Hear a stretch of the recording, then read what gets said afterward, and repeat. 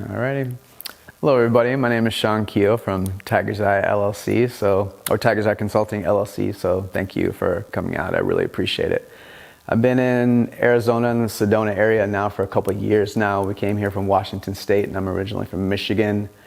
And one of the things that I encounter around here a lot is people coming from places like Pacific Northwest or East Coast and then having a really hard time farming here. It's very different in so many ways. And over the past couple of years, I just feel like I've cracked a number of codes, and now we can see it in the plants. So there's going to be a number of things that I'm going to be sharing, but especially some of those basics that people might not know about. So one of the things that people don't know about with plants is that I've heard a lot of things here. People talk about a dry wind, that it'll burn the plants or shrivel leaves, which is possible, and I haven't looked into the studies on it. But one of the things in regenerative agriculture that we know is that plants, they can't not eat.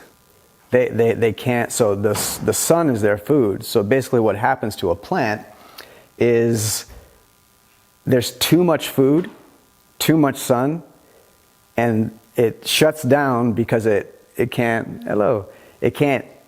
shuts down, and it's like going to sleep on an empty stomach. But the plant can't digest all that energy by the next day, so it's waking up with a full stomach again. So you'll hear a lot of people talking about shade cloth for sure, which is super important for this area. There's certain plants. When we really get up into the hundreds, I pretty much see everything shut down. But we don't need to knock off too much of that. So if you're looking for shade cloth, I'd say 10% shade cloth is ideal. And I would say no more than 30%. There are plenty of plants that just thrive in that 90-degree heat, as long as they have enough water. Water is, of course, really important. Part of the presentation is to also let people know the products that we're selling now. We're selling soil in the area. We're selling this particular fertilizer in the area. And one of the things that the fertilizer has is very specific drought-tolerant bacteria and mycology. Mycology is how everything around here survives. When you dig up a cactus, you pull those roots out, it's all, that fuzzy white stuff all over everything. That's how everything survives here. And our soil in this area is actually really incredible. So I've heard people say that they even replace the soil around here with new soil, which is fine. But when we tested the clay soil around here, we found some really cool things, which is another reason why things survive around here.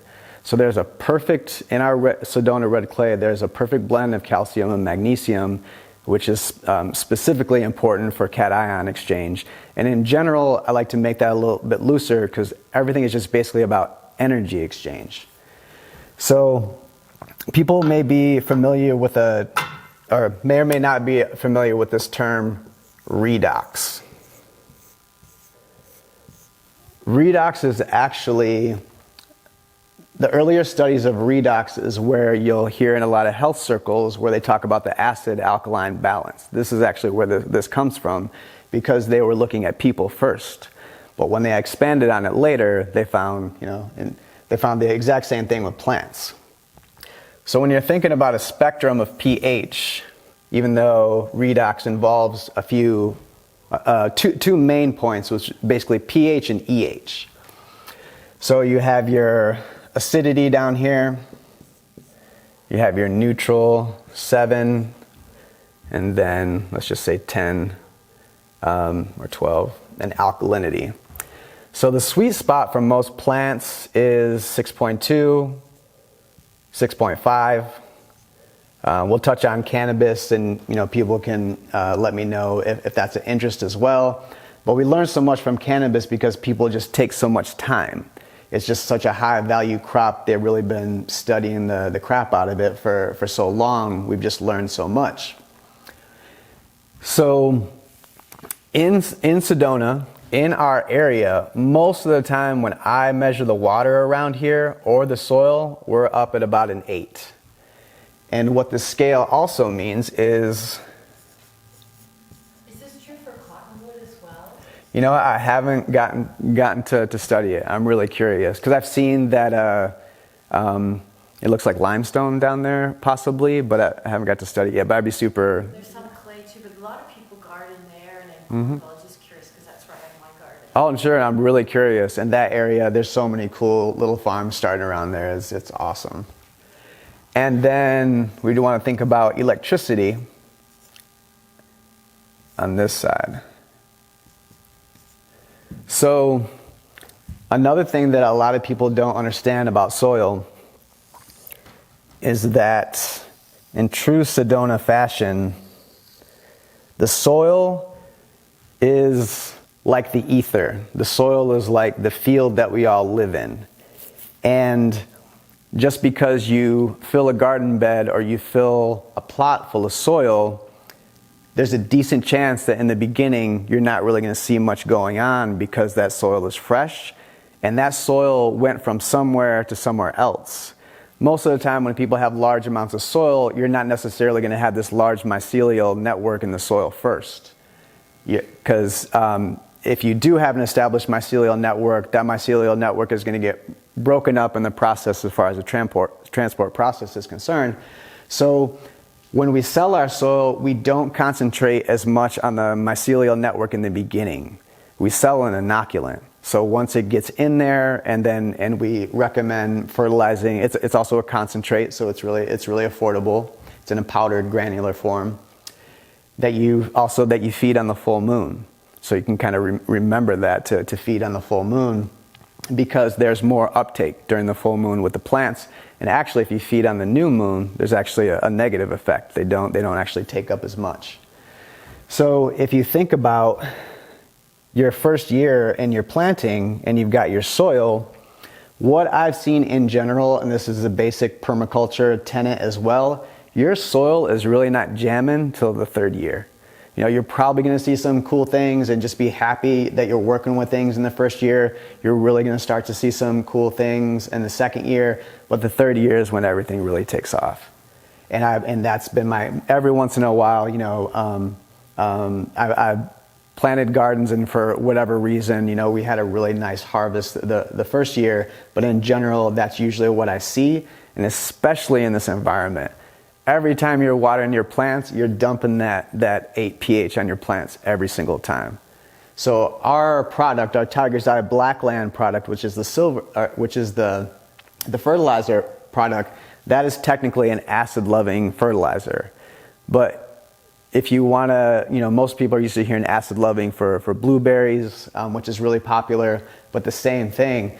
So if you're trying to grow blueberries in an acid-loving environment and you're not pHing your water before you water your blueberries, it's going to take quite a while, and depending on whatever other things you're using, you may not be able to get down to the range. You know, I think, you know, blueberries are, you know, maybe down in the 5s as far as just having a really good crop of blueberries going.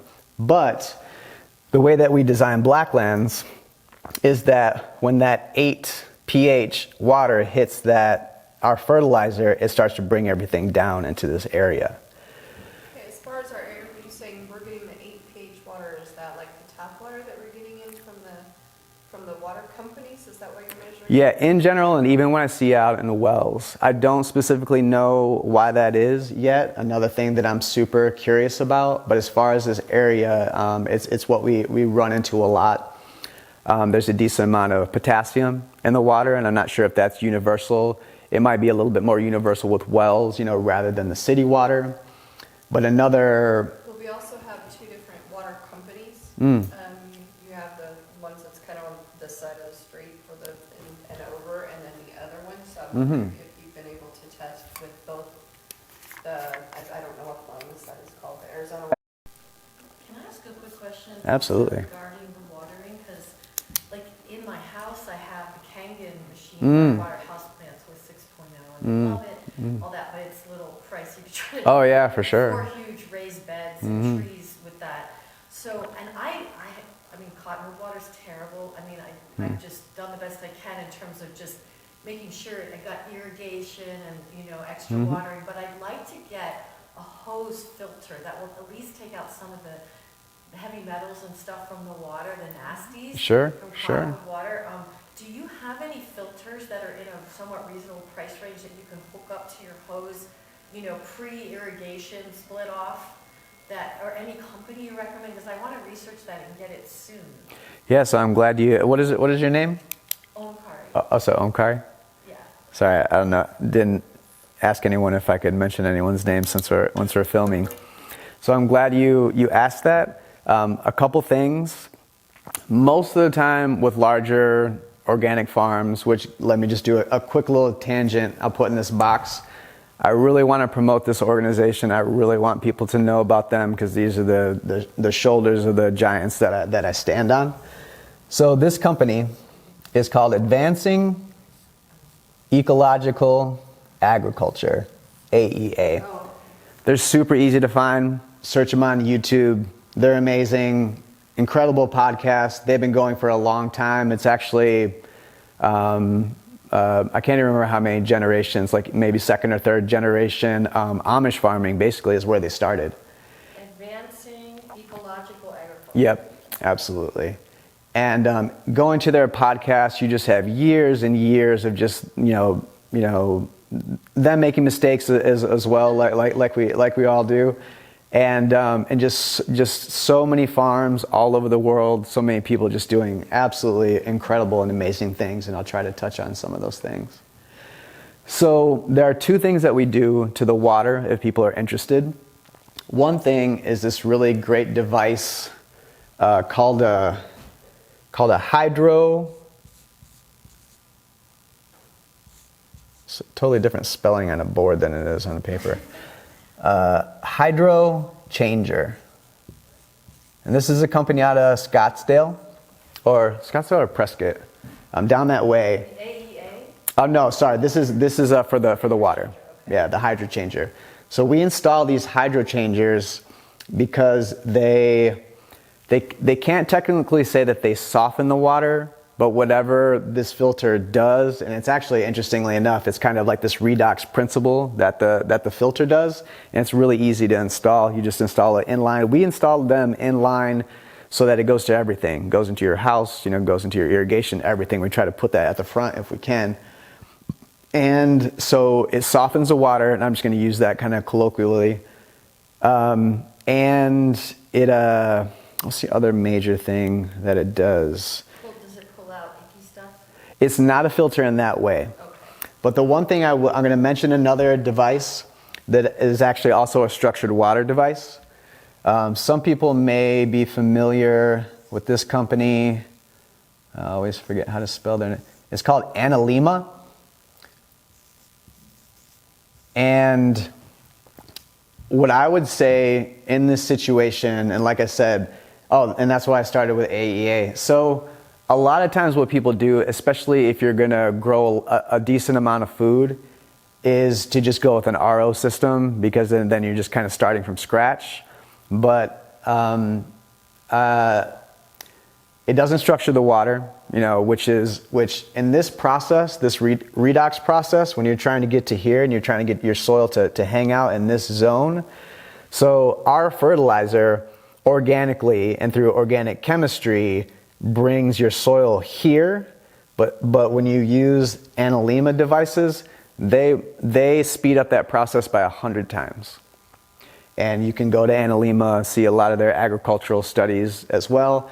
And then same thing, install it so that's going everywhere. Install it so it's going in your house, in your garden and everything. And obviously that just increases our health all the better because our body naturally wants to structure the water inside of us, which is another name is coherent water, because the way that I usually explain it to people is that rather than molecules kind of bouncing around and then your body having to expel the energy to bring it together so that nutrients can pass back and forth where it needs to be, the water is already in a grid. So whatever you take in, you can automatically assimilate it. Your body doesn't have to take any energy to kind of filter out, or just filter in the sense of to bring everything into cohesion so that nutrients can flow freely, which is also sort of a bit of a myth, and I'm definitely going to touch on this because it's also this really interesting myth in cannabis. So there's been this long-standing tradition of a veg and a bloom cycle. Technically, plants do not do this. What plants actually do, and we'll just use corn, for example.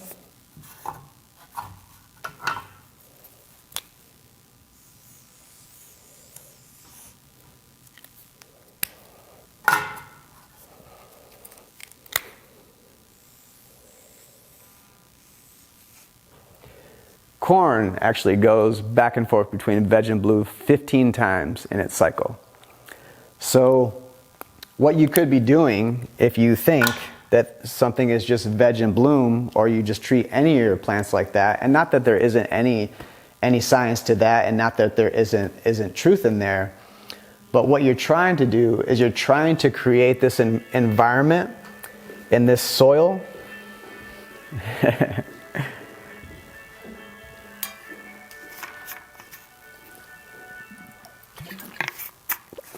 this environment in this soil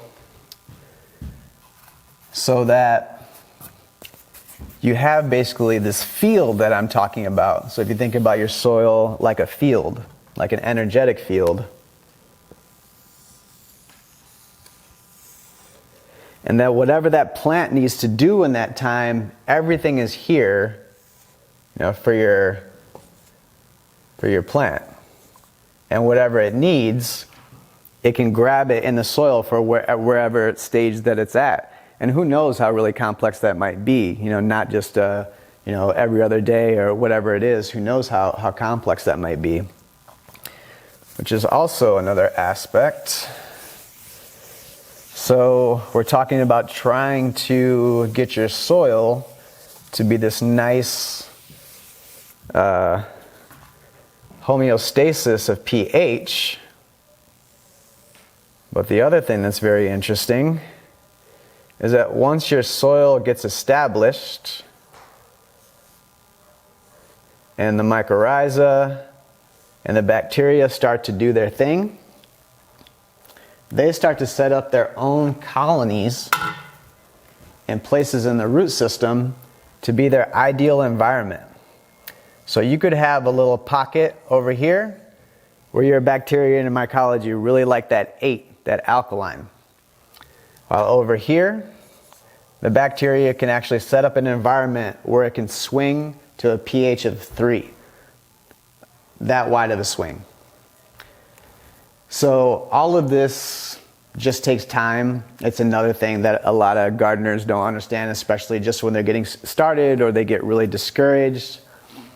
There's another important concept, and you'll see it on our packaging, that it says that our fertilizer promotes a root dominant plant.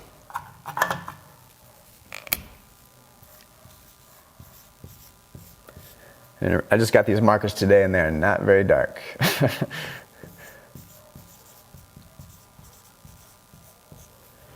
So what root dominant means is that your root system is bigger than the plant coming out of the ground.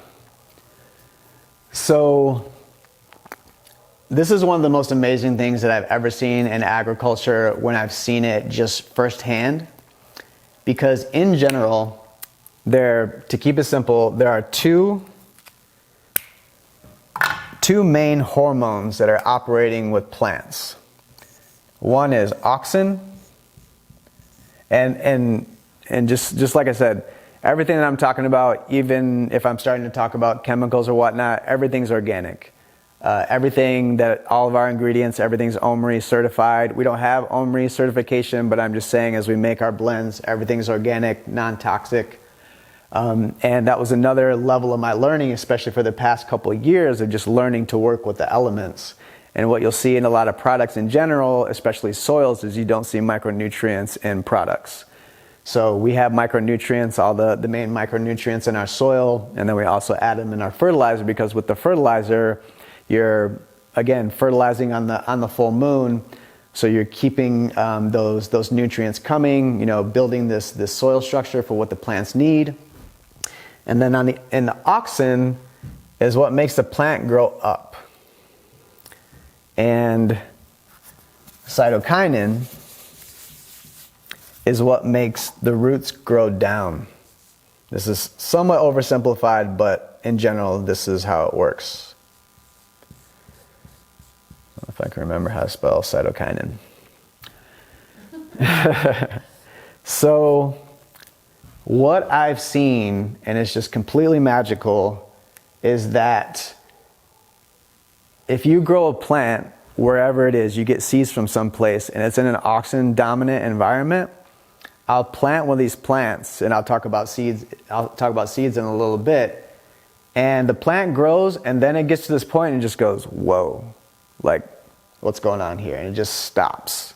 And you can actually see it shift, and it stops, and then it goes down, and that it reverses, that energy going up and goes down, develops a huge root system, and then it goes up again. And then when it goes up, because this is auxin dominance, is a lot of where you get leggy plants from. So, or just stretched out growth, or where the internodal spacing, where the fruit is growing, or the flowers are growing, where they're too spread out. And in this state, it's just not it's not in its healthiest state. And all of the companies and the farms and everyone is working at that. The results that they're getting, like 600% increase in yields, 600% increase in nutritional integrity. We were talking about this earlier. The people that I follow, like AEA, I'll mention the Bionutrient Food Association as well. The people that get these huge yields are using the soil you're talking about? They're not using our soil. We're just using the same principles. And since we are just getting started, so much of our next 3 years is going to be the data. I got someone, a younger guy who just moved here in the area, and he's working with the county, and I'm hoping he's going to be our data guy.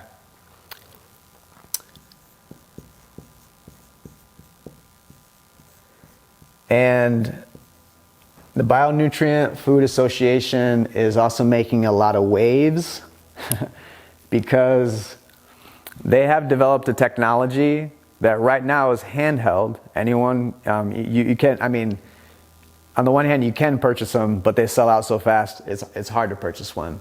But these devices are going to be in our phones. So these are going to be these mass spectrometers, which exist now, but like I said, eventually they'll be in our phones, where wherever you are, you're actually going to be able to scan your food, and it's going to tell you how nutrient dense it is. So it's not going to necessarily matter. I don't want to be down on any gardener or organic or biodynamic anything, but this is really where the rubber meets the road. Where, of course, like, it's great to grow your own food. That's awesome. That's wonderful. But they're actually testing the food to actually find out. Because another thing, I've misplaced this diagram, and I'm going to keep searching for it. But as proteins form in us and in everything, in life in general, there is a specific linear way that amino acids form. So I know the first one. Can remember that one, which is boron. So just for simplicity's sake, and like I said, I lost this diagram. I'm just so bummed about it because it's such a huge part of all this. Let's say the next piece that it needs is nitrogen. And let's say the next one that it needs is calcium. And I'm just going to put nickel here because I just remember that one. So you don't have boron, you're not even getting started. whatever your plant does, whatever you see, no matter what you see going on above ground or whatever, your plant is doing this. Because it doesn't have everything that it needs to form the proteins that it needs. So it doesn't mean that it's completely void of these nutrients. It means that as far as the plant's genetic potential, which is another term that we're using a lot in regenerative ag, and then I'm sure that you can all see the metaphor as well, is that if we are growing plants and we are letting them express their genetic potential to the fullest, that's coming inside of us. That health is coming inside of us. So one of the best analogies, it's an analogy, but it's just a good way to talk about this science, is, let's say you have a watermelon vine. And then, I'm not going to get too elaborate, and let's just say that these red dots are flowers. In agriculture, the average watermelon vine will yield between 1.5 and 3 melons on average. The genetic potential of that plant is to put a melon at every one of those flowers. So through this process, and this is, for the most part, this is the linchpin of regenerative ag as far as this school is concerned. This school of thought is called plant sap analysis. There's a laboratory in the States that is working on this. I haven't checked in on them in a little while, but there's a lab in the Netherlands that's been doing it for a long time. That's pretty much where everyone sends their material to. What plant sap analysis does is it tests plants at these key stages of growth.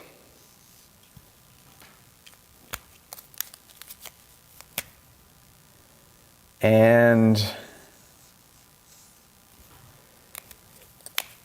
you send your plant sap analysis, and this is different than bricks. We'll talk about bricks. People may have heard about bricks. I'm going to say this is an apple tree. So I can't remember the terminology of these particular stages, but let's say it's something somewhat like your first true leaves. So you have your cotyledons when your seedlings come out, and then your first true leaves come out. You know, the leaves that is actually going to look like the plant or the adult plant. And they send these test results out to the lab, and as soon as they get the results, and this is another key, is that they find out what those nutrients are, and they either put it in the fertigation system, which is incredibly important to this whole process, and we can talk about that as far as these units, that we can install, that when you find out what you need, you can just dump your goodies in the little tank and then just let everybody have it, all your plants, as soon as they need it.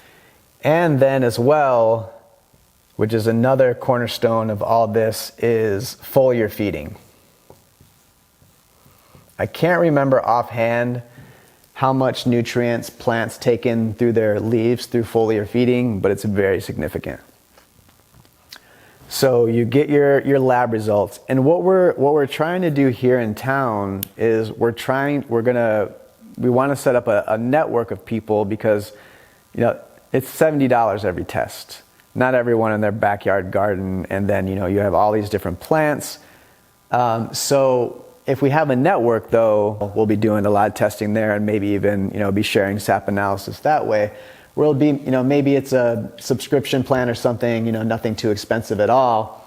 But when we get the information to say, melons or apples or whatever it is, you just get an alert, you fill your little tank full of goodies, which in general, it's pretty simple. It's usually some sort of humic or fulvic substance, which assists in the chelation process and micronutrients in general. Cobalt. Yeah, go ahead. Yeah. No, it's great. It's great. Two quick ones. One is with that kind of thing, do you guys ever recommend like those biostimulants like moringa? There's a guy at the farmer's market sells that and says it really helps plants just maximize and their yield and their strength of their whole. Yeah, I hear nothing but good things about moringa. It's like a liquid and you can add it to water and just give it to your plants every once in a while. He calls it a biostimulant. Yeah, definitely a fan as far as Minerals biostimulants in general. You would suggest doing that on the full moon with what you were saying earlier, right? I mean, I say the full moon as far as it's an easy thing. It's true, but it's also an easy thing for people to remember. And especially, Sedona is, who doesn't want to just go out and ritually, take care of their plants, on the full moon?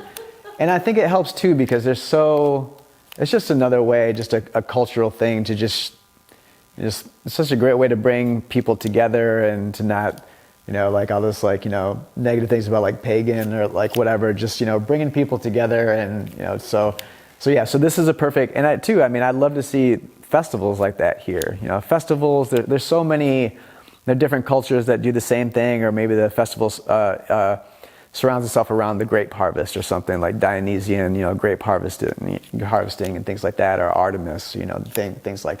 Yeah. So actually, let's go ahead. We'll go there. Let me just make sure that. So again, this is going to be a first of many talks. So this is just great to kind of, because what we'll do is we'll just have links to just different places, different talks, and we'll just expand on all this. So I really. Before we completely Sure. the plant sap analysis that you're saying you send in, what do you use of the plant to send in for the analysis? Okay, so it's literally, if I'm remembering correctly, and this sort of, and I'll touch on this, or maybe I'll just make a little note on the side so that I remember here. So really, all that you're doing is just putting your plant in a garlic press and just getting some juice and literally sending it in. Or I think there's two. There might be that, and then or where you just send your plant, a piece of your plant in, so it survives the shipping to Norway, and then they bring it down there. Or only the early stage? So in general, it's about 3 different stages. And then it literally comes out in an analysis. It shows, there's 13 different nutrients on there, and just put this. And the results are just the results are amazing. And then it's just allowing small farms to also be profitable. There are, I can't remember the professor or the doctor offhand. I need to remember to give him credit as well. So, they are testing food for nutrient density, nutrient integrity, and they're setting up in places like assisted living or, retirement communities. Why, as a culture, why aren't we doing that? Why aren't those the best years of their lives, or at least why aren't they eating the best food, just wherever, they're going to next, why aren't they, just being, taken care of? So, there's great people like that who are doing things like that, which is also another dream of mine. Every retirement community, I think, should just be a paradise where, you spend your last years of your life. So, can you help me? I know we were going to go, you were talking about something, and I was going to go. Oh, okay, so.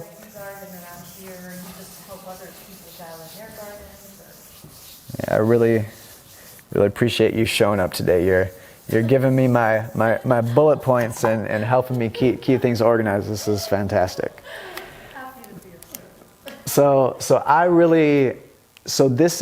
we're building one right now. So the type of greenhouses that we recommend are called Walipinis.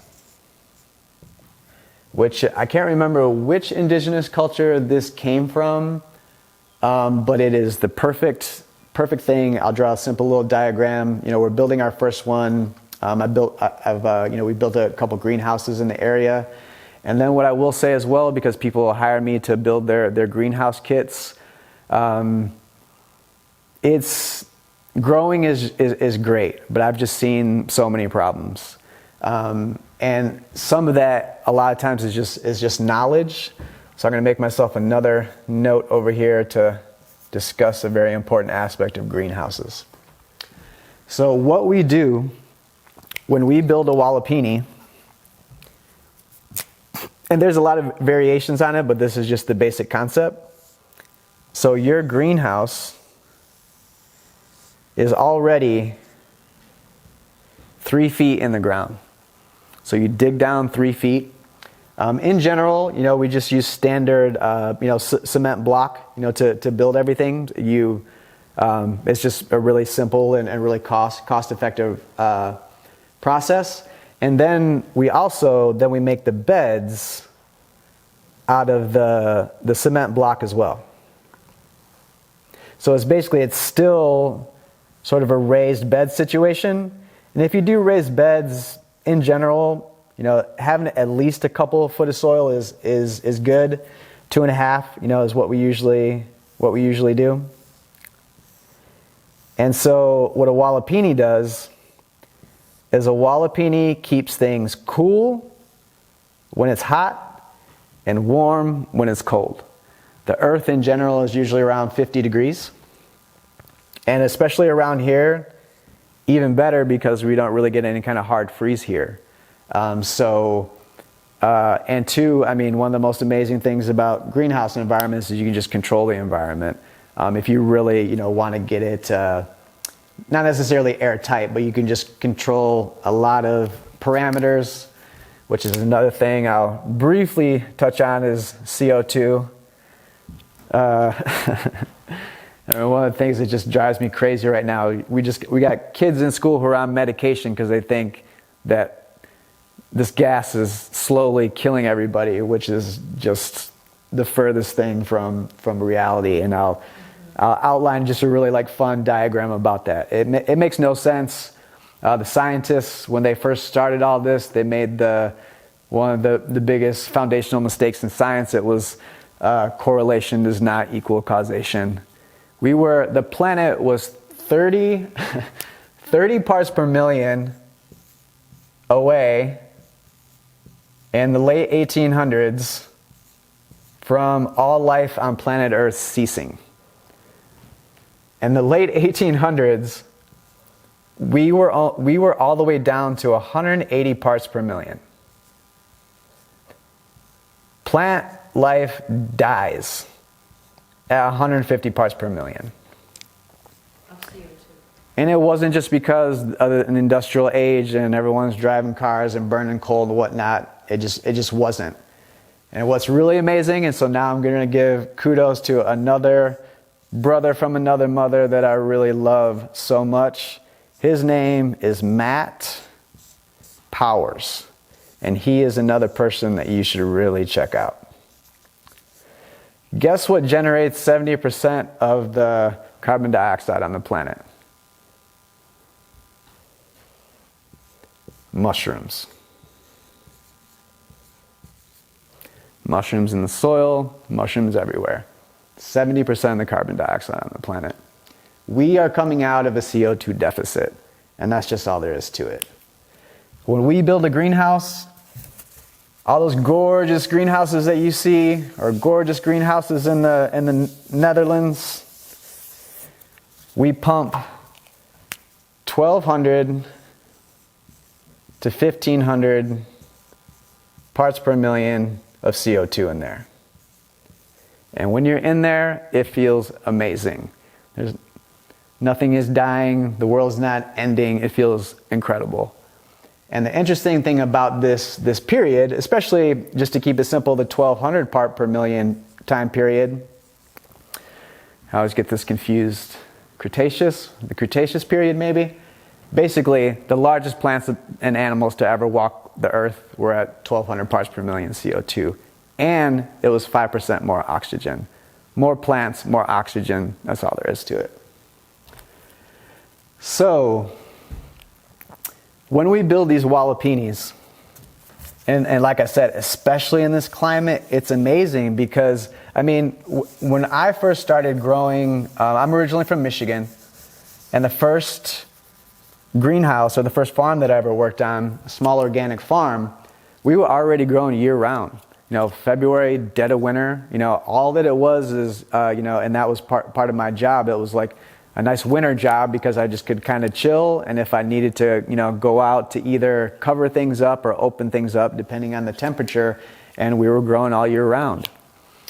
One slight caveat that I experienced when I was younger that I just want to let people know about because this happens to people and they don't realize why. The plants produce more sugar in the wintertime because they need to kind of bulk out for the winter. So when you have plants like spinach and beets, even carrots to a certain extent, they will have a higher oxalic acid content. So I thought, hey, I'm just eating out of the garden every day, eating beet greens, spinach, and I was in my early 20s and I got kidney stones. And I had no idea, you know, I just thought that was something, you know, that people were, you know, kidney stones, or that happens when you're older. And so yeah, I just want to warn people about that a little bit. It comes up a lot. I see it, you know, it happens. And I just had this crazy lower back pain, and I had no reference for it, but it was just because I was eating too many of those, you know, vegetables at the time. So then, you know, then your walapini. So then you've got I can't draw in 3D, so just kind of imagine, you know, this is your sun, you know, kind of like east-west here. So the orientation is this, you know, like you would a greenhouse. You know, this is the kind of the side view. And then you just have, you know, the front of it is just straight. You know, you don't necessarily, need any kind of circular form like other greenhouses. You can save money on materials and make this whole back piece solid if you want to. And if you really want to kick it up a notch, you can put some sort of insulation in here. So when the sun comes up, it starts to heat up this back panel, and it helps to keep things warm inside. And out here, you know, warm is kind of relative as far as the winter is concerned. And then obviously on the other side of the season, especially the 3 hot months that we get, it's all about cooling everything down. Which I can't remember if you were here before, but it's just an important thing to remember, or maybe I was talking about it when you got here, is that plants can't not eat. If the sun is out, they're eating.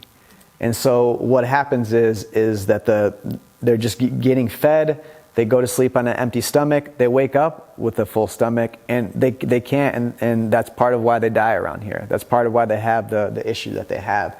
The wilting of plants is similar in the sense that when a plant has wilted, it's shutting down and it's trying to cool off. So ideally, what you're looking for in your garden is you're just not looking for if you get the wilt in general, first thing to start with is a shade cloth. You know, I wrote up on here, I don't like to go any more than 30%. Because one of the things that I have noticed is that if the shade cloth is too thick, the plants start to suffer because they're not getting enough UV. So you kind of want to find, you know, that sweet spot. Ideally, if you've got an environment where you can take your shade cloth up and down, you know, that's really nice. We actually make these little mini greenhouse cages because one of the critters that we have to deal with around here are raccoons. So raccoons love grubs. And we have those gorgeous scarabs here, you know, that make those monster grubs in the soil. And I need to learn more about this. Someone that I trust recently said that grubs are a good thing for the soil. I'm not really sure what they're doing yet. I got to find out. But the raccoons can care less about your plants, but they're just in there digging around for the grubs. So here's all your plants. When I was in the Pacific Northwest, it was all about deer. You know, like, what's that? Yeah, to a certain extent, yeah, but then they just destroy your plants in the. It's kind of the same thing, you know. We have another really amazing. I got to give this creature its due. We have cotton rats, and so cotton rats are a cross between a gopher and a rat. Is that the same as a pack rat? I don't know. People are always complaining about pack rats around here in the garden. Yeah, I see rats, and I love cats, for the most part. My cats take care of the rats.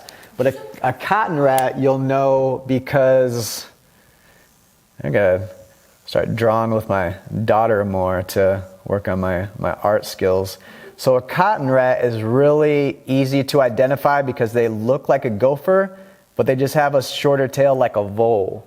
So I think people get confused, confused with voles, not a long tail like a rat has.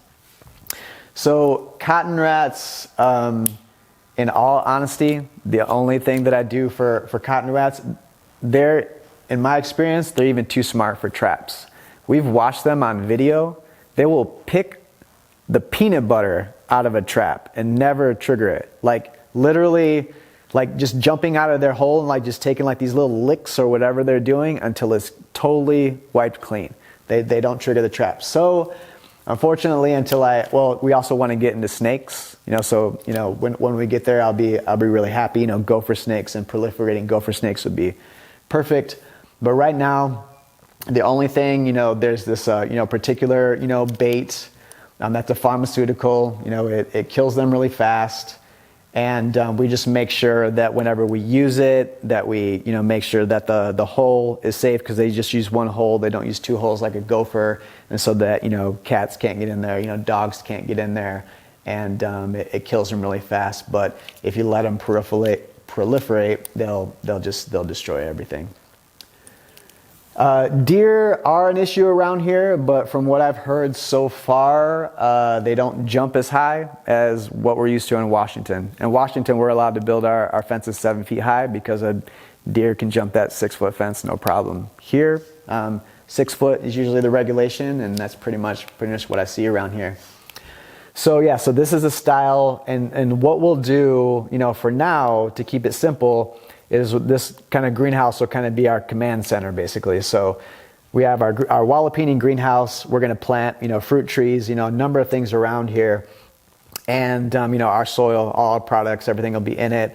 And we'll be doing plant sap analysis here, and then just basically give people access to the general ingredients. It'll be really easy, especially do-it-yourselfers.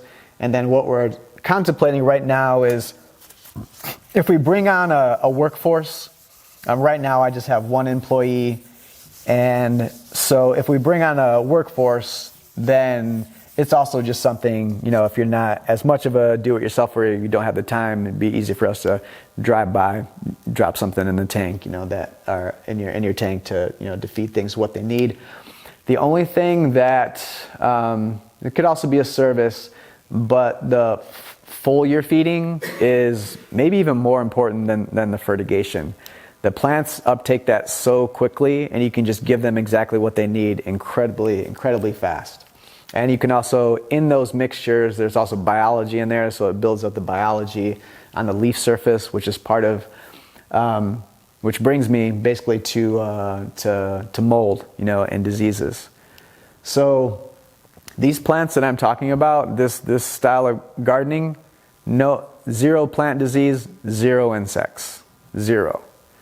So another person that I really want to popularize, he has a number of talks on YouTube. I know he's he's friends with the AEA crew. His name is Dr. Dykstra.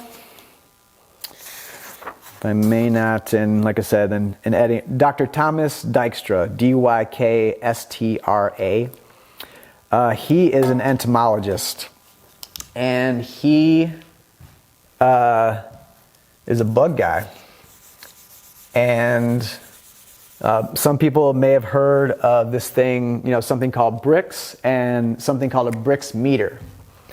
I really recommend, especially because it's so inexpensive, that people get these bricks meters, which are just basically a measurement of sugar. So you can, from bricks, in general, the plant sap analysis is way more detailed, but from the bricks on your plants, you can actually see where your plants are in the scale that I'm about to put out. So once you get to a bricks of 10, and maybe slightly higher, and it's really easy, same thing, garlic press, squeeze out some juice from your plant, And then it's just it's all analog, just a refractometer, hold it up to the light, and you just see like this little scale in the viewfinder, and you'll just see like this kind of like colored liquid, just show you where your plant is at. So at a Brix of 10, you are no longer susceptible to the smaller insects like aphids. And the way that this takes care of aphids is absolutely incredible. So what an aphid does, aphids don't like sugar. So your aphid is sucking on your plant, and then your aphid is pooping out sugar. That's how they work. They have completely, and this is the thing about insects, they have completely different digestive systems than we do. So you have your colony of aphids. They want the minerals in your plant, maybe some other goodies. Most nitrogen would make sense as well, because nitrogen brings bugs. And then they poop out sugar. So if you've ever seen a plant and it has like these glossy like leaves, like that's the aphids, pooping out the sugar. But what happens is once your plants get up to this level, there's so much sugar in your plant because of the health of the plant that it overwhelms their system and they die. They can't process it. So aphids are done. And usually around there, mites are in the same category, but if I'm remembering correctly, there's a particular nutrient that's long as a micronutrient that as long as it's present, you don't have to worry about mites. When your plants get to a Brix of 12, you are getting into a range where not even grasshoppers and locusts can eat your plants. So your plant is so healthy, the insects are like on their level in their world, they're not physically strong enough to actually bust through your plants. It's not 100% in the sense that maybe they might get like a nibble like in something, but they can't continue to feed on your plants. So there are stories, and this is totally scientific, there's scientific stories, where there'll be a field practicing these methods somewhere, and then GMO or whatever on the outside, which I'm going to get to in a minute as well, and the locust swarms will come in, they'll decimate every farm around that or regenerative farm and leave them alone. Because it also has to do with the way that they see. So healthy plants look different to them than unhealthy plants. Unhealthy plants is nature's way of cleaning up garbage. Just like, oh, that's not going to work. That's not going to work for us. That's not going to last. Like, just get in there, knock it down, and get them to. Let's say I have a plants right now, and I go and I do the Brix meter, and it's way below the 10.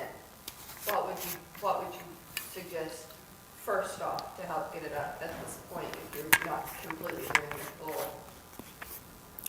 Absolutely. And this is one of the things that, just as far as house plants, we just recommend, because they're not, you're not really producing food, using our fertilizer as well, but just like feeding on like the solstice and the equinoxes, something like that, rather than every month. Your fertilizer that will actually bring up the Yeah. Our fertilizer will bring up the Brix and general health of the plants. But what you could do, there's some really simple foliar stuff you could do. Seaweed is one of the most popular foliars. That would be one thing that would really boost it relatively quickly. But then if it's your house plant, sometimes those things don't necessarily all the way drip off. So when you're in a farming environment or whatever, and your leaves got a little seaweed on them or humic acid or something, it might not be it. But if you want something to look inside, or maybe just dilute it more, but the seaweed is just a great one for plants in general. Fulvic acid is another one. And I'm sure there's a lot of people are creating these databases. One of the companies that we're talking about working with is for more irrigation stuff, but when you sign on with them, you just have data, from around the world, all the different things that people are doing. So I wouldn't doubt, people are, doing house plants as well. It's just such a, but I'd have to make a. The feeding method of your fertilizer for just a small batch of plants and stuff like that, would it be more, is it soluble in water and spray, or? I'm glad you mentioned that. So this is another, I really appreciate you guys. So another thing that people are used to that is not ideal is that you don't want water-soluble nutrients. You want the nutrients to be available and you want the plants to work for it. Because it's almost like having more food that you need, or even it's almost like you think you're eating a sandwich, but there's 2 sandwiches in there. There needs to be a rhythm. And actually, I'll make a note for myself as well, because I know that's a really important tenet. But I'm blanking on some of the other reasons. But you'll hear them. You'll hear AEA talking about that a lot. Oh, and this is I can actually another important thing that relates to that as well.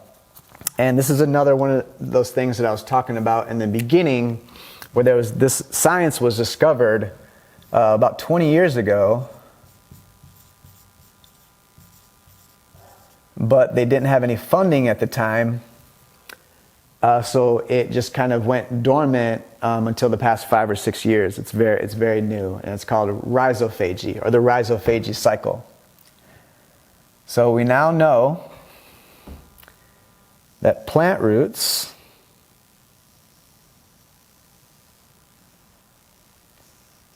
have mouths. They're eating. They are physically eating bacteria. So it needs to get into the soil. Yeah, it needs to get into the soil, and so most people know that the importance of bacteria, and that bacteria will carry nutrients, and then when the bacteria die or larger microorganisms like protozoa and things eat them, those nutrients get released into the soil. So what they found out is the plant is taking in bacteria, and once that bacteria gets into the plant, so this is the bacteria, this is the cell wall. The plant strips off this membrane, analyzes what is inside that bacteria, and if it needs it, it eats it. If it doesn't need it, and this is the most amazing part, if it doesn't need whatever that bacteria has, it re-encodes the cell wall of this bacteria and then sends it back out into the soil to get what it needs. It's incredible. It's absolutely incredible. And so much, and now, people know about, people see root hairs. The bacteria are what makes the root hairs. So the bacteria, they stimulate the root, and they want to get back out into the soil, so then the plant grows rootlets, these root hairs, so the bacteria can get back out into the soil. So the bacteria actually make the roots grow. And they make these smaller rootlets grow. And then another aspect of these rootlets, and this is another amazing thing about the desert. So if you have water here, and you have, this is, on a very small level, you have some sort of particle, any kind of particle in the soil, clay particle, whatever it might be. A plant root that needs that water cannot get through this opening because it's just simply physically too big. So the mycorrhiza, the endomycorrhiza, which lives inside the plant, the mycorrhiza is living inside the plant. The mycorrhiza is smaller than the plant root, and the mycorrhiza can get in that little opening and get the water that the plant needs. This is another way that the plants survive in the desert. That's how every clay particle, even dust, when all of our clay around here turns to dust, there is 70% of available water still in that clay particle. And the only way that they can get it is with the mycelia. That's the only way that they can access it, because it is in such a teeny little form. It's the only way. And that's how things survive here.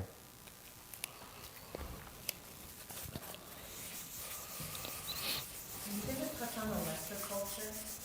I'm glad you asked. So there's a really eccentric guy that I like to follow on YouTube. His name is Kenneth Wilber, and he's literally a genius, and speaks all these ancient languages, and a big, he's just studied Tesla and actually understands Tesla. So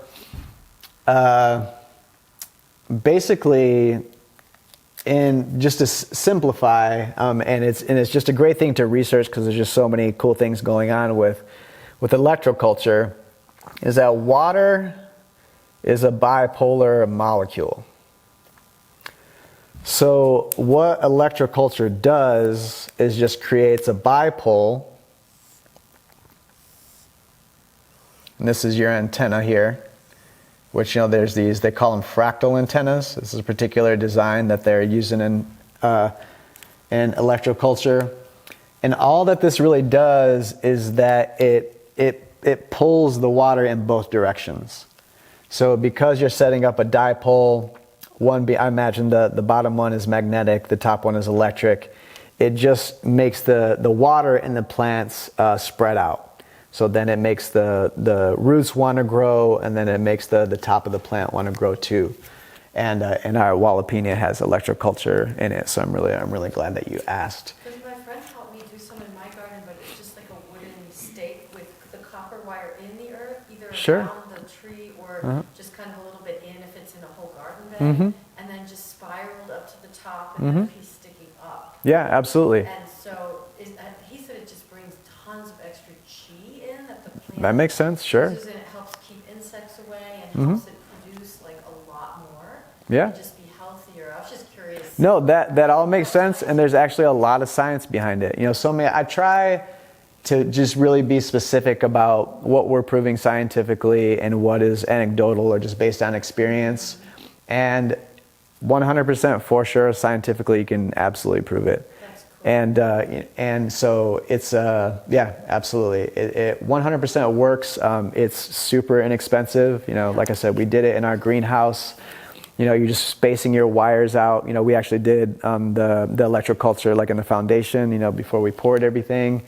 And you have the specific wire. I always forget the name of it. It's like R24, like something is just super inexpensive, and that's just about every foot. And then if you have a larger space, your antennas, I want to say every 8 feet or something like that. So in our Jalapeno, there's the electrical lines, that go through it, and then it's about 28 feet wide, and then we have like 3 antennas, on the corners and the sides. And then you're right, because it's just increasing. Because some of the most amazing things are the people that really study or really reviving the electroculture. Is there are places like in Scotland, and they show these basalt pillars, these huge basalt towers, and they're not livable, they're not grain stores, but what they're doing is they're grounding the energy for a massive amount of land. So farmland, everything around there, and however it came to them, or they're inspired or whatever, but they find it all over the place for sure. Apparently Sedona was formed by big basalt pillars pushing up. Oh. And formed the Grand Canyon and all that stuff, and it was a whole thing around it. I just learned recently. Yeah. To use it's basalt, because really probably grounds that so much of the energetics here are around that, and then there's the vortexes, so it's interesting, all the energetic systems in place. Absolutely, and that's what I was talking about as far as that's how you're thinking about your soil. Your soil is a field. So an optimal soil is actually 40% clay. Now when we make our soil, we don't just give you 40% clay because it's a process. So, and just like same thing, you're not going to go into your garden and just sort of make a calculation and then just dump, 40%, fill the rest with 40% of clay. So our soil has about 15% clay, the Sedona red clay. And then when you, basically like use like our system, when you're fertilizing, you're mixing that fertilizer with just more soil, just like you would with compost. But while you're, so you get your initial, I'm just gonna make another note for myself here. Oh yeah, I should touch on that. So your soil, you fill your raised bed with our soil, and just slowly over time it's gonna start sinking.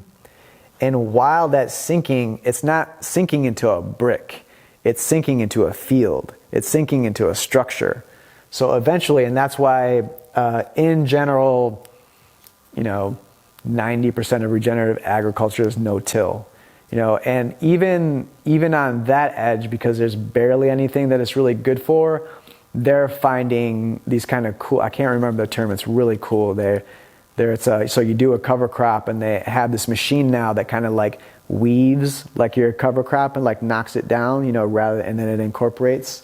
There's also these particular substances are called biodigesters, and you can spray that on your field and it breaks everything down, and goes into the field that way. And that's the same thing what I was talking about earlier as far as just disease resistance. You just don't have them.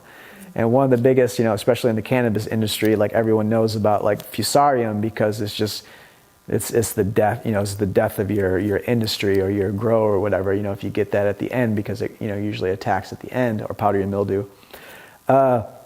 But they found, like with fusarium, that it's not actually a parasite, that it's actually a symbiote. So the fusarium, like to keep it really simple, basically tells you whether you have excess, I'm pretty sure it's excess nitrogen in your plant. So it wants a certain amount, and so as long as you give it its due, it just hangs out. And then when your plants are done, it just becomes food for your plant when you biodigest it at the end of the cycle. But if you have too much, then it sprouts up because it's going after that extra nitrogen. So what you'd be doing with our system is that you'd get your soil, your delivery of soil, or you'd pick it up, and then what we recommend when you're getting started is that you do a cover crop. So there are particular cover crops that mycorrhiza grow extremely well with, and there are other crops like brassicas that they don't totally not depend on mycorrhiza, but it's very little. So you could actually have a really healthy garden with a really great mycorrhizal colony there, and if you plant the whole field or the garden box or whatever full of brassicas, you may lose it all, because there are particular bacteria and mycorrhiza that need a root in order to live. They need a plant. They have to have a symbiote or they just go away.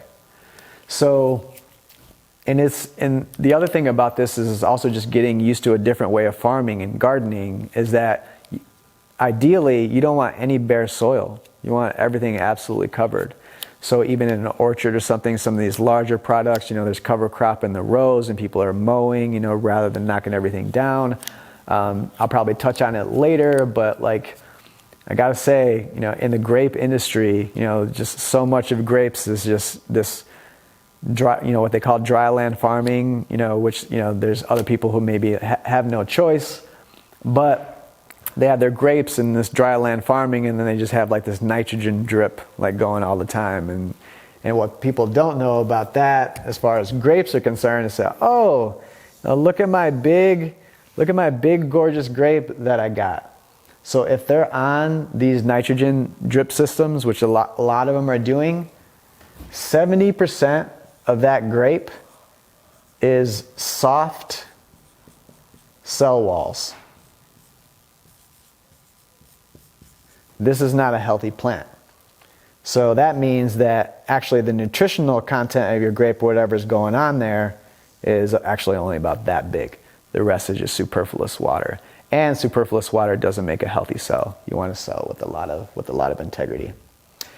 And it's and there's also nurseries will do this as well. which is more understandable because they're just maintaining a lot of plants and they're not necessarily, you know, trying to push production or anything.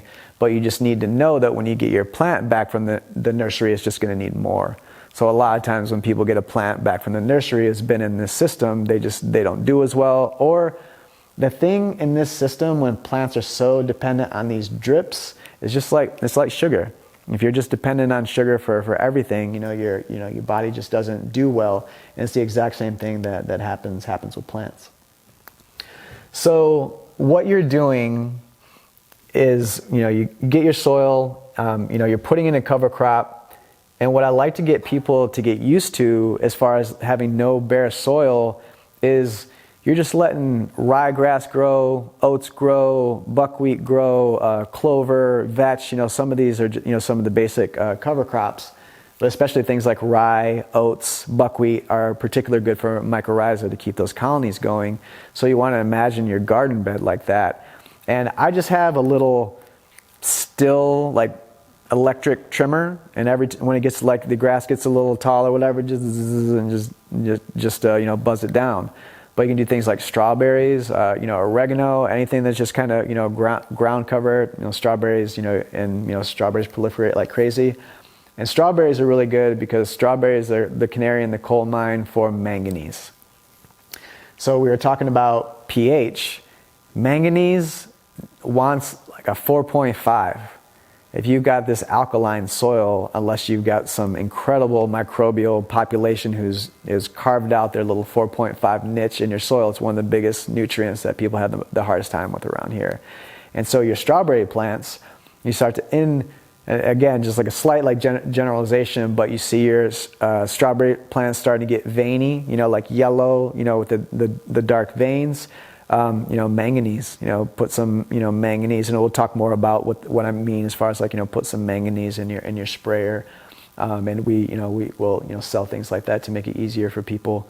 But for people who are more do-it-yourself, or you just have a little thing of micronutrients, a little thing of humic acid, you'll start to get kind of used to how much to put in these things, and then just take your sprayer out there, spray out, and whatever you're doing, you're not going to hurt anything, just spray everything. I spray everything in my greenhouse, and then when I'm done, I spray all the plants in my yard or whatever. It's gonna be. You're never gonna. I mean, I've never heard a story, and I think it would probably take quite a bit to spray too much of something, something good on something to hurt it. What is the smallest area that you would potentially want to come in and help somebody with a greenhouse? What's the smallest area that you would need for that greenhouse? You can really build them any size. In the city, because there's as long as you don't put any electricity in there, you can build up to 200 square feet without a permit. That's what mine is in my yard. But you can do it. And the other thing is that we build. When I was talking about the raccoons, is you can build your small little raised bed planter. I definitely remember using block rather than wood, especially in this climate. Washington, everything you would just use cedar. It wasn't really that big of a deal, but the cinder blocks just provide so much insulation, and then they're not going to break down. So you could have your raised garden bed made out of cinder blocks, and then you have posts that you can attach, like I was talking about we just put them on almost like a car hatchback. We put struts on them so you can easily open them and close them. And they have these U channels on them so that when it's too hot, you can attach your shade cloth to them pretty easy. And then when it gets cool, you can put this particular plastic that I'm going to talk about on them and just make them into a little cold frame.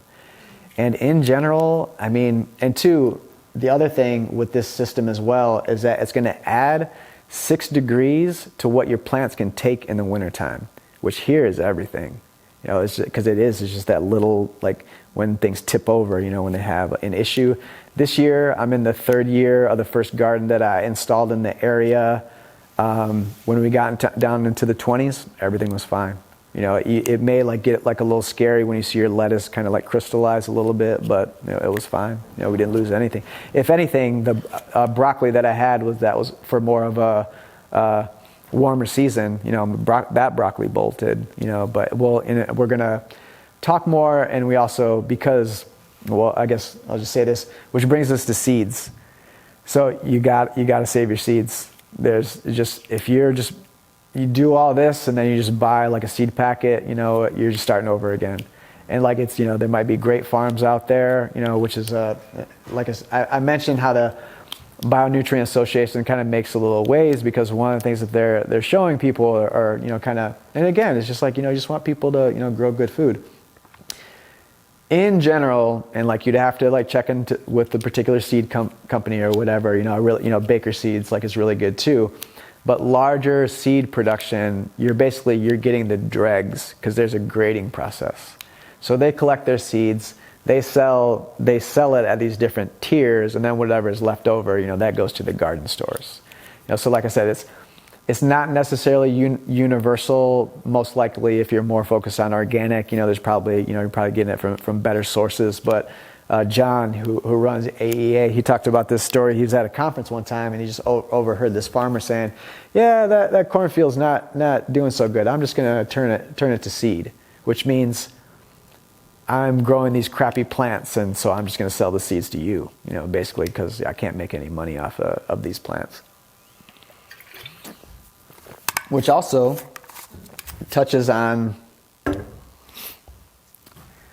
so this is I can't remember, I wish I could give a scientist particular. This might be also Dr. James White, who revived the rhizophagy.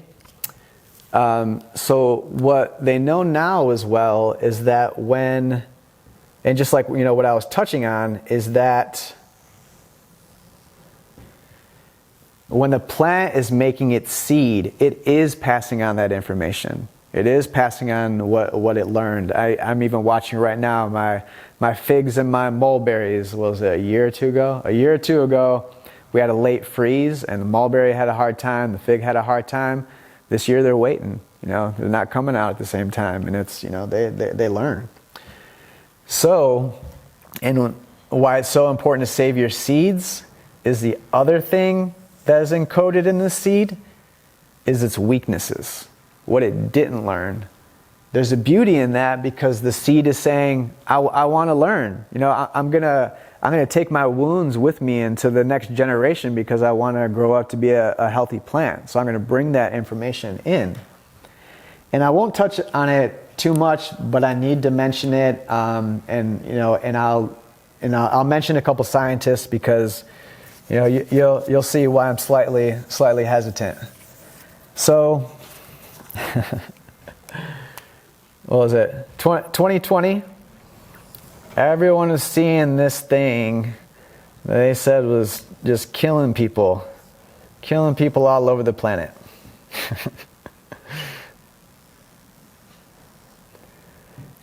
Viruses do not exist in organic life. Viruses only exist in computers. That's especially why you probably saw this guy, this scary spiky guy, going around and sticking his spikes in cells and stealing their genes and putting his evil genes into their good genes.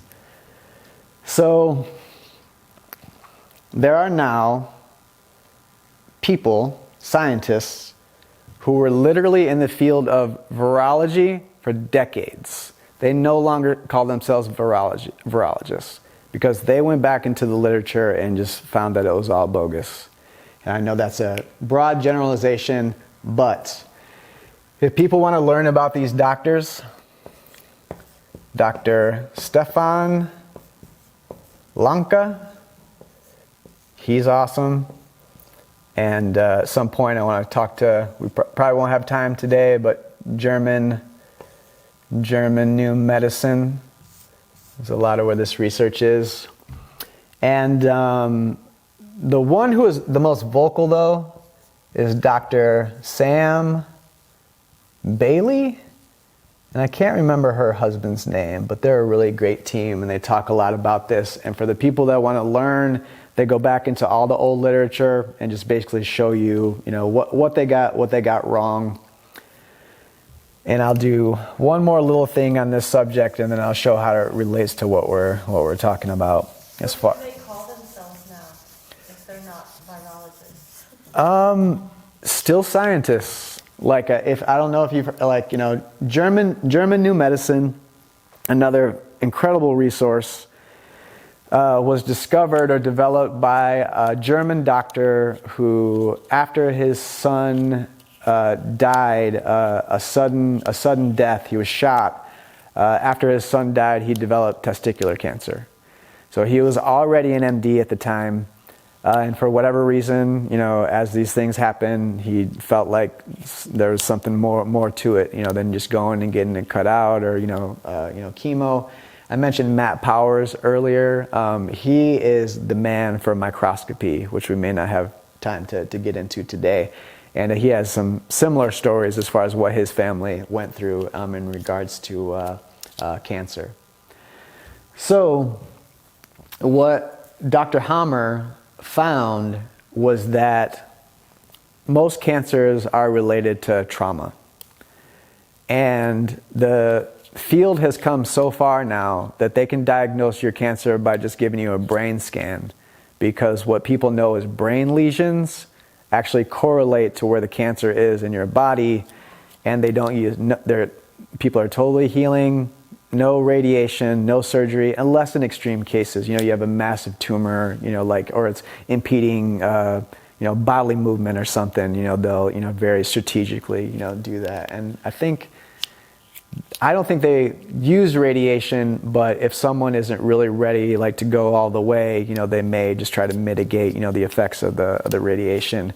And the reason why this is all so deep and how it's related to this is that they found out that we have, interestingly enough, if you all know the Golden Compass, you know, a book series, there's been these little things, like for generations since we started using microscopes, floating around in our blood. And it was literally when the scientists first discovered it, oh, there's just dust. You know, there's just dust floating around in our blood. These little particles are called somatids. And they can change into things. They can change into bacteria, they can change into fungus, they can go back and forth. So the brain signals to the somatid what it wants it to be. So they found, in general, you know, again, slightly oversimplified, but, you know, pretty much literally what I'm saying, is that you develop cancer in a particular area of your body, and this has kind of hit me hard because I've seen my mom go through this.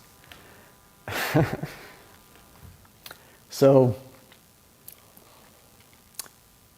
you start to get symptoms, and because whatever it is that you're dealing with is starting to come into your awareness. But what happens is if you go in and get chemo or whatever it is, it just brings your vibration down and it just takes you away from whatever was trying to surface in your life. One of the most common things that when you're going through this process, the people that move into this process consciously is night sweats, because wherever their soul is working on this thing, the soul is working on it, and then the body is generating heat to start to dissolve the tissue. So then what you'll see in this process is you'll see a flood of hepatitis, you'll see a flood or a flood of tuberculosis, and it's the somatids turning into those organisms, going in there and digesting that tissue. So it's not, you know, I think personally, the more that I've learned about this, when we hear of, you know, tuberculosis outbreaks often happen in a very traumatic environments or war-torn environments. So I think that's actually something collective, you know, grief or whatever, you know, those people might be going through. So the bacteria goes and starts dissolving the substance, and you can really just map out the whole thing. You're in this stage of this particular process, and then after you resolve the issue, the cancer is gone, you know. And what's really interesting is that, you know, and I, you know, been trying to be as healthy as I can, you know, for a long time, and we have this whole like scare about candida. Somatids turn into candida. The reason that we have candida is because they're the workhorses. Like if it's like really tough, like if it's a really hard tumor, the candida goes in there, the mushroom goes in there and dissolves it. So that's a stage. So the candida goes in there, breaks down the roughest stuff, and then it's all about just assisting the gunk that's coming out. That's all that the process really is, and whatever, emotional support, psychological support, and then just building yourself back up again. And so then the candida recedes, and then these guys, the tubercular bacteria, and if it's a liver cancer, it'll be hepatitis bacteria because of where it is. And the lungs if it's tubercular, and then there's different, So this is German New Medicine. There's another really large organization that treats people in Mexico. I'm blanking on their name. In saying that, is it like when we go do candida cleanses and things along those lines, are we actually inhibiting our body doing what it needs to do? From what I've experienced, because I had Lyme disease, a few decades ago or 15 years ago, and I was on a particular candida cleanse, just in general, just trying to, just boost my health and whatnot, and people would give me Rife scans and they wouldn't find candida in the body. So I feel like when I was at that place in life that it was just the focus that was making me healthy. I may not have known exactly, how it worked, but now it just kind of makes sense in that way as far as there's something in there, or something that was coming up. And I also, the way that I notice it in my own body now, I can feel those things kind of kick up. And now, same thing with plants. It's a symbiotic relationship. Like if I eat too much sugar, like my ears get a little itchy. Just like, and this candida is like, because I remember that, like, people will talk about that as a symptom of candida, like itchy ears or, itchy butthole. It's just like, so we have these, and it's just like a little, correct this now, so that it doesn't, and that's the sad part about cancer. It's like correct this now, just pay attention to this now, because it's only, it's like you can't escape it, you can't. But what you're saying basically is the candida and things along those lines, even the tuberculosis and stuff, it's the symptom, not the cause. Absolutely, 100%. And the German New Medicine site, I'll just write that just because these are, again, we're going to be posting links, as we edit this. So it's just learninggnm.com. And it's just like an oracle. It's so, the way that they have it set up, I'm feeling this, I'm having this symptom, and you're just like clicking around. And then just to hear the stories, the stories are just amazing, because it is, just evolution. So the reason that I touch on this piece, and also as far as just local resiliency, we saw what happened, when people didn't know what they were doing and, imposed their will on others. So, local, resilience, in your community, in your food supply. So when this process is happening with these seeds, you'll hear people talk about that the viral DNA gets in there too. Or you'll hear people say, or when they're selling a seed, they'll say, oh, ours is, I can't remember the term that they use, but like, ours is mosaic virus free. Or they'll say like, these seeds are, mosaic virus free or mosaic virus resistant or something like that. So what they call these are cells. They call them exosomes. These are the good guys. So the analogy that they use is like when you show up to a fire and you see a bunch of firemen. Did the firemen start the fire? They're there to put it out. So one of the ridiculous things that have happened in this process, and so they take a monkey kidney, and then, or like a section of it, they spray it with some sort of bovine calf serum, put that all over it, and then they shoot it with some sort of antibiotic. And then when this happens, it's not necessarily living tissue, but it's still organic. A bunch of these guys pop out. Oh my God, there's the viruses. Look at it, we made all the viruses come out. Those guys are coming out because they're being poisoned and they're trying to come out to help. That's what they actually are. So when these guys get in this seed, it's just information. They're still trying to figure something out. So while the plant, the plant's like, okay, like I did this, I evolved this way and whatnot, but, I'm about to senesce, I'm about to die. Okay, I'm gonna try to see what I can do, just like reincarnation, just like I'm gonna like try to do, better the next time. So here's what I didn't learn, and then that's in your seed. And then just what gets so deep about it is just, of course this is how it works. Of course, how it works for us. And this is what's going into us. So we're eating a plant that's evolving. We're eating a plant that wants to evolve. And maybe I'll touch on one more thing, and then I'll start to wrap it up a little bit, just because it's a practical piece of information. So at least 95% of the greenhouse industry is not doing this. It's called UV open plastic.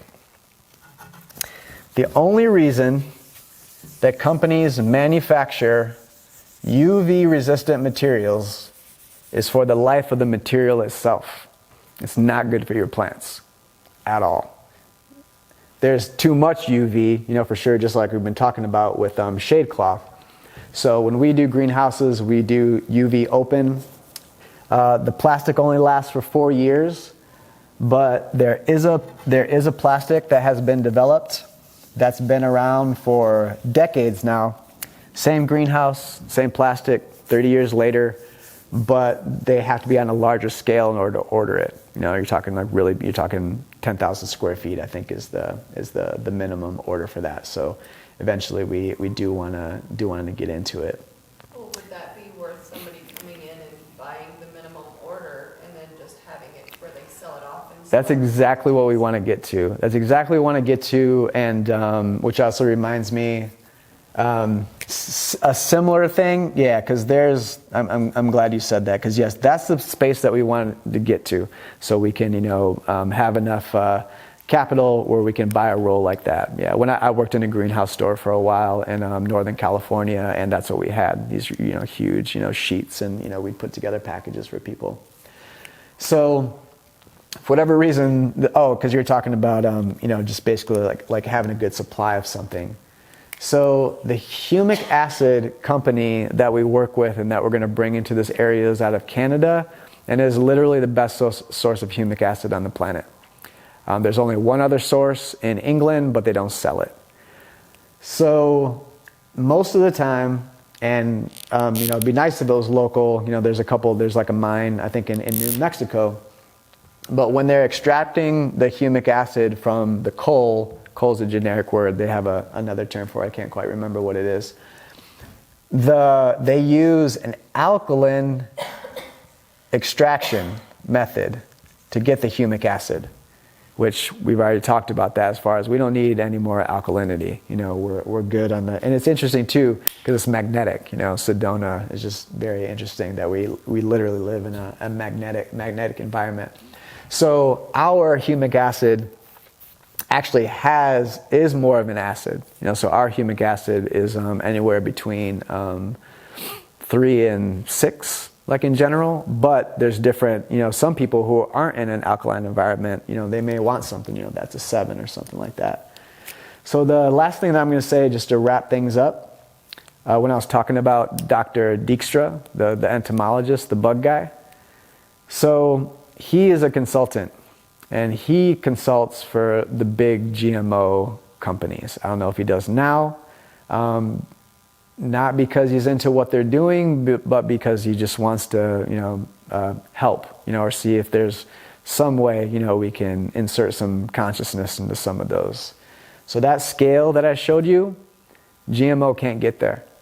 Scientifically, can't get there. Can't get that Brix of 10, or it can get a Brix of 10. It can get a Brix of 10. But it costs them a fortune.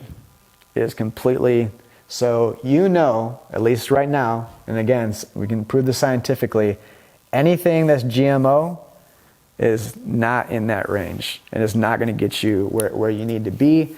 And they can also show now scientifically that whatever they're doing is destroying the phosphorus cycle in our bodies. So, most people know something intuitively is messed up with it. Matt Powers can talk more about it because he talks about, you're tweaking one gene and it's doing 300,000 other things. You have no idea, what it's doing. And I'm looking forward to taking his class someday. He's the microscopy guy. It's another, So the GMOs can't get there. They just can't. With that, I really appreciate you guys all coming out, and thank you so much. Where would you suggest getting the bricks meter? Amazon. I know that's another thing that everyone's working on, but Amazon for sure. $20. And it's obvious what the reading is, like you don't know much. Super, absolutely. If anything, you might need to put your glasses on. There's small numbers. Kind of like checking the acidity on something. Yeah, that too. Which I also, if anything, I would say. I'm really glad you guys are here. So if anything, you're just gonna invest in a couple things that aren't too expensive. A bricks meter, $20. A ppm meter, usually around $100, and a pH meter. A really nice pH meter is like $300, but if you there's a pH meter that's more like $100, but you have to keep it wet all the time. If it dries, it's done. So this, I have a nicer one, and the reason I like this nicer one, and Blue Labs is the people who sell the meters. That more expensive one you can put in the soil. Your other one is just for liquid substances. So I would definitely recommend, biting the bullet on the nicer one, and testing your soil. And then just know as well, especially as time goes on, watch your plants. If they're starting to acclimate, like now, everything that I grow, is, consistently lush. Dark green is not necessarily a good thing. Lime green, dark green could be too much nitrogen, and too much nitrogen in our bodies isn't good. It's kind of the same thing. The bugs are in general cleaning up excess nitrogen. Same thing is going on in our bodies. Excess nitrogen in the body, and we may get parasites or other things. Trying to clean things up in there. So I guess maybe before I completely sign off, is there any other questions? Oh, thank you. And so on the way out, if anyone wants to take, there's the 3 products that we have. Right now, it's just person to person as far as, we're about to get into packaging. But we're just trying to see how interested people are. So there's literature out, there's the graphics are out there, and then that paper that you'll see on the back of them is the updated ingredients list. Because the earlier ones are just like prototypes for the graphic designers. Yeah. All right. So awesome, thank you. You're going to do more of this type of Yeah. So this will be, if you go to the website, tigerseyeportal.com, the YouTube channel will be Tiger's Eye Consulting LLC. So if you go in there, you send me emails or whatever, we'll get people's information, and then feel free to just ask questions. And then that way, when I come back the next time, we can have kind of a whole other series of questions and go more from there. So tell me the YouTube again. Oh, Tiger. Yeah, it'll be there too. Yeah. Oh, actually, the website is there, but Tiger's Eye Consulting LLC is the YouTube channel, and that's what we're trying to also make it available, because so many people are moving into the area and not knowing those things, or maybe recently purchased a home, and I'm just trying to help people navigate some of these things. Yeah. Thanks so much for coming out. I really appreciate you guys. Thank you. I'm surprised we didn't have a full house. I guess people didn't hear about it. I was putting it out on the social media. Or it was just a day of other things for me. Yeah, I didn't even have time to flyer for it, so yeah, hopefully, word of mouth, and we'll try to. I just have one thing to say, because I'm kind of newer to all this. It's kind of been in my field for a while, but I'm newer to actually having my own type of garden. I don't know if you know Shams, who was Oh yeah, sure, yeah. I hear about those guys all the time, for sure. Yeah, sure. He helped me kind of design it a little bit. I have some other friends, but basically I'm in Cottonwood, and I have like raised beds that have the back with the concrete blocks in the front. So they're like red retaining wall blocks. Okay, sure. It looks like Sedona red rocks. They're quite deep. But then I for the winter I do the agribon over a little hoop, so like the frost cloth. That's great. And I've been growing stuff for 2 winters all winter long. That's great. It's a little warmer, but Sure. it seems to be very protected in those deep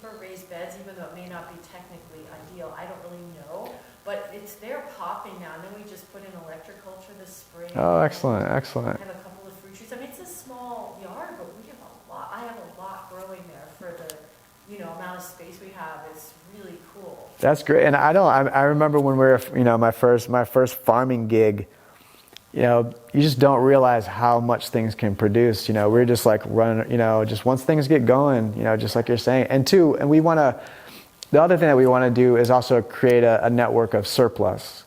Yeah. So what I would do, when I've talked to my clients about this, is that, if there's a bunch of like little homesteads, you're not going to be able to eat it all. There's no way. That's right. So then we do sort of like a little like profit share kind of CSA, so these are, and then we just profit share with the clients. That's where we really, instead of have wanted to get is as a whole, as to where we're not all growing the same thing, but we're sharing. What Yeah, we're right.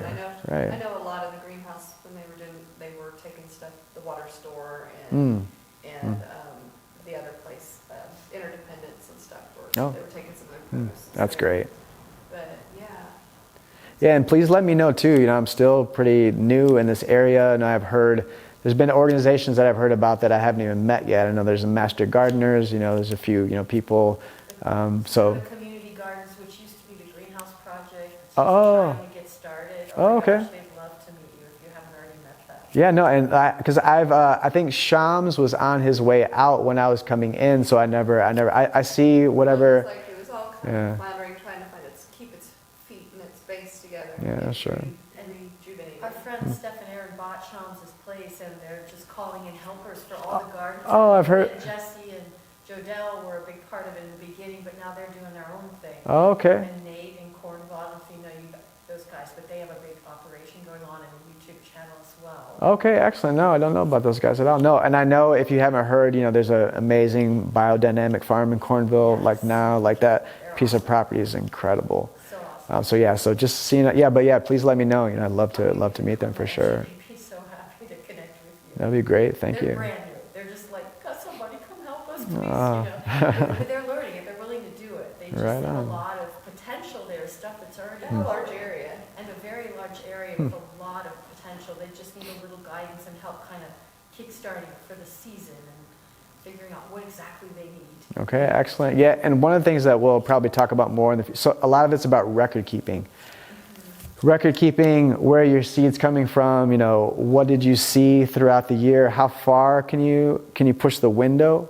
Because if you've got a greenhouse, there's things like zucchini is like a good example, where they want like this little like space of time, but it's not like Michigan long enough in Arizona for them to get, like it gets too hot too fast, or on the other side. So there's some plants that have a photo period sensitivity, like broccoli, like the brassicas.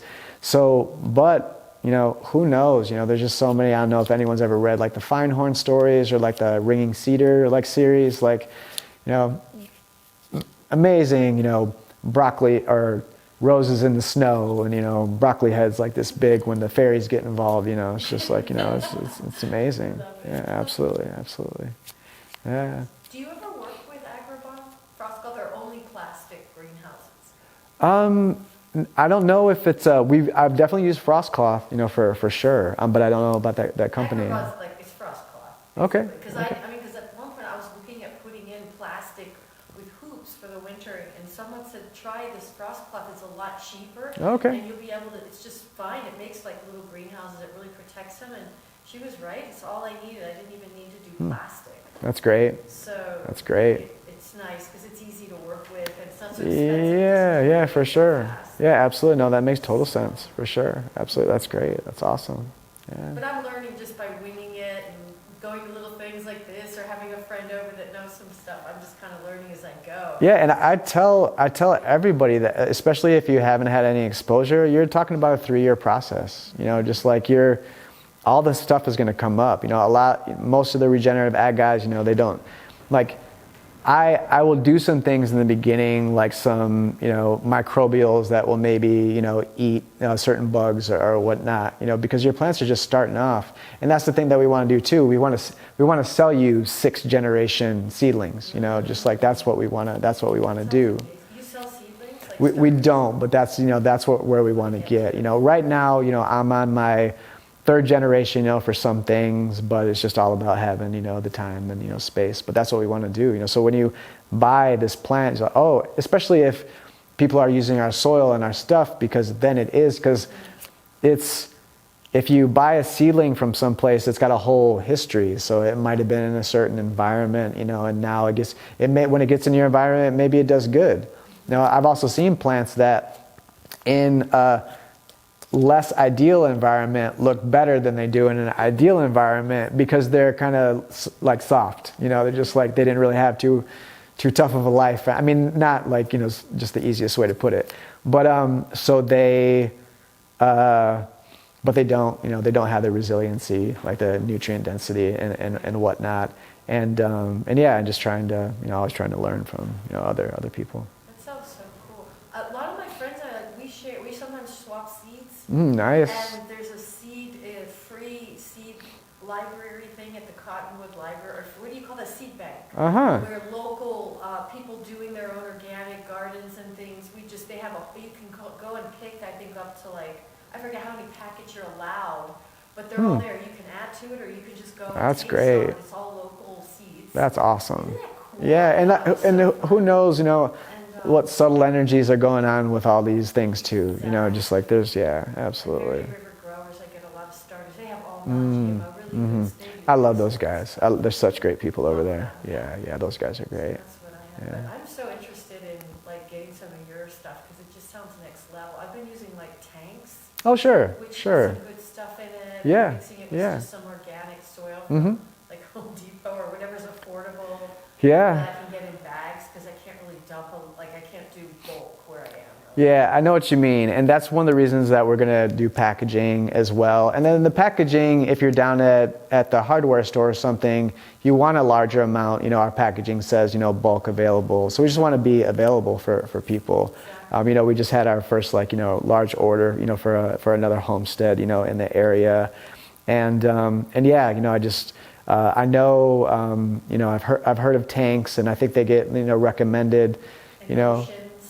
What's that? Oceans also. I think it's called Oceans. Or that particular Fox Farm, maybe Oceans mix or something. Yeah, so good. Yeah, I used to recommend that soil to people when I first got started. I Yeah. mix some of it in with the other stuff just so it's affordable. Because if I was to do my whole Yeah, I know, and that's the thing with getting it in bulk or having it delivered. Sort of part of what we want to do as well is maybe you just order.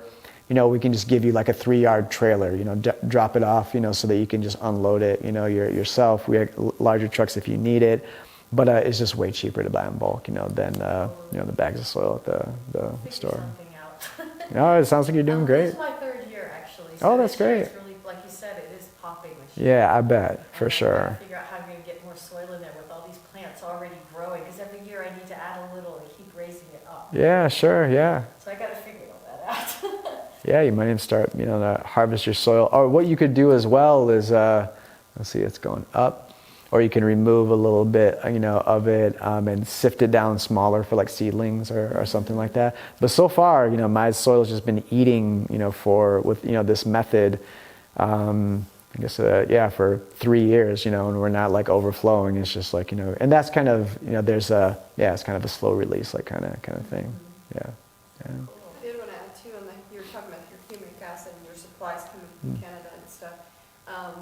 Baya Gold here she does the line for humans, and she has a lot of the humic and fulvic acid as key ingredients in her stuff. Absolutely. She's had to really look for sourcing that, so she might be someone you could talk to. Yeah, sure, to see sure. where she's getting her ingredients from too, and see what. Absolutely. Yeah, I put a squirt of humic acid in my coffee every morning for sure. Yeah. Yeah, absolutely. As far as sourcing your stuff and everything else, you could look and see what she's using. And Yeah. share where you're using.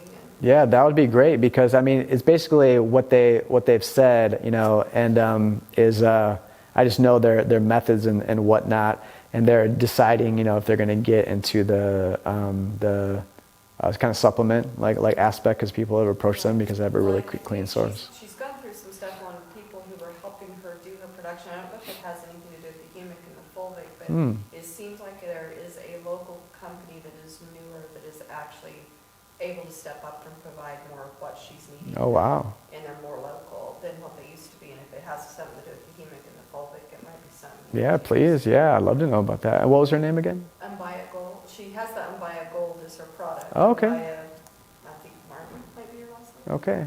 All right. No, I'll look into it for sure. Thank you. Absolutely. Yeah.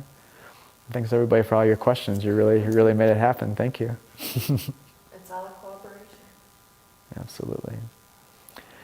Thank you, Dustin. Thank you. Thank you. Thanks for showing up and being so available and so helpful. It was just, wow, that was just so cool. Oh, you're welcome. And like I said, you guys really kept me on task and asked all the right questions. That was perfect. That was absolutely perfect.